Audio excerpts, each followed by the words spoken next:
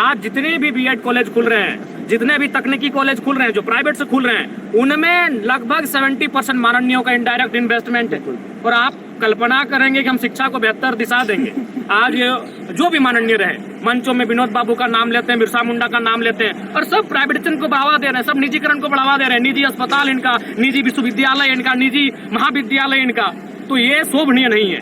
जिस दिन यहाँ के माननीय, चूंकि विधायिका एक महत्वपूर्ण अंग होती है, विधायिका विधि बनाने वाले लोग होते हैं, जिस दिन विधायिका ढंग की विधि बनाएगी इस राज्य में, यह राज्य विनोद बाबू और बिरसा मुंडा के सपनों की ओर अग्रसित होगा। नहीं तो आज हमें लगता है 5 से 15% विनोद बाबू के सपने को हम साकार कर पाए हैं। एक बहुत बड़ा हिस्सा आज विनोद बाबू के सपने को हम लोग छू तक नहीं पाए हैं। इसके विधि व्यवस्था को किस तरह सुधारने की आवश्यकता है? आपने देखा, हम 1 बजे रात को गए, ये भी झारखंड के इतिहास में पहली बार हुआ होगा कि एक विधायक नक्सल प्रभावित क्षेत्र, जहां 1 महीना पहले 2 नक्सलियों का एनकाउंटर हो चुका है, वहां 1 बजे रात को एक विधायक जाता है। और उसी का प्रेशर है कि हालांकि हम बोकारो पुलिस टीम के कप्तान को धन्यवाद देंगे, लेकिन सवाल ये है कि हर बार विधायक आएगा तभी समस्याओं का समाधान होगा, और कई सारे केस पेंडिंग है, उनका समाधान कब होगा? क्योंकि वहाँ विधायक की एंट्री नहीं है। तो ये दुर्भाग्यपूर्ण है, चिंताजनक है। सरकार को उस दिशा में गंभीरतापूर्वक सोचना चाहिए, क्योंकि वहाँ कैसे उठाएंगे?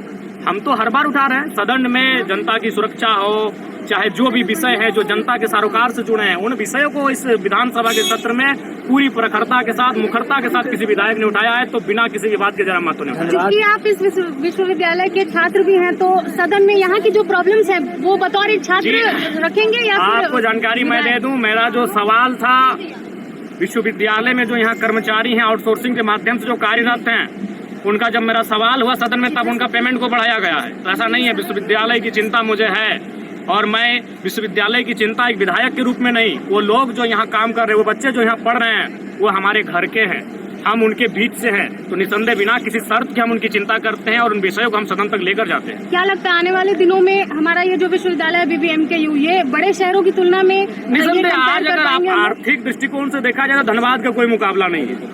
झारखंड की बात करें तो धनबाद, जमशेदपुर 2 ऐसे क्षेत्र है जो आर्थिक रूप से बहुत ही संपन्न है।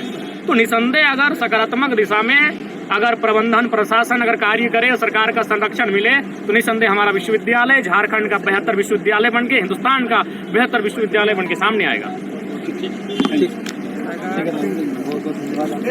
संतोषजनक नहीं है? बिल्कुल संतोषजनक कैसे रहेगी? सीधी बात कहना है, जब तक शिक्षा सरल नहीं होगी, जब तक शिक्षा आम व्यक्ति के बच्चे तक नहीं आएगी, कैसे हम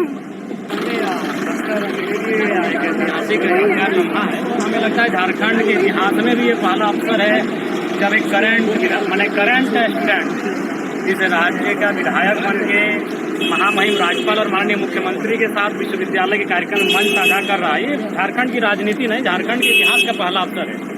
तो निसंदेह हमारे राजनीति में आने से आज आपने देखा भी होगा कि जब मेरे नाम का उद्घोष हो रहा था, छात्रों की करतल ध्वनि का आवाज 4 गुना हो जाता था। यानी उनको ये आभास हो रहा है कि पहली बार हमारे बीच का नेता कोई सदन में गया है। तो इसलिए ये हमारे यहाँ आना ही एक बहुत बड़ी उपलब्धि है, एक बहुत बड़ी जीत है। और जहाँ तक विनोद बिहारी महतो का प्रश्न है, हमारे पास शब्द नहीं है, क्योंकि विनोद बिहारी महतो के बिना आप इस राज्य की कल्पना नहीं कर सकते हैं। विनोद बिहारी महतो वही शख्स हैं जब 1956 या 54 के आसपास था, जब झारखंड राज्य डिमांड को यह कह के ठुकरा दिया गया कि यह केवल जनजातियों की मांग है, अगर झारखंड राज्य अलग हो जाएगा तो बाकी स्टेट पर इकोनॉमी पे असर पड़ेगा। 3 कारणों से झारखंड राज्य की मांग को खारिज कर दिया गया था। और उस समय के जो अगवा थे जयपाल सिंह मुंडा, उन्होंने कांग्रेस में विलय कर दिया और लगभग आंदोलन को जो गति थी वो थम सी गई। उस समय के हीरो थे जयपाल सिंह मुंडा, कार्तिक उरांव, बागुन समरई, ANU होरो।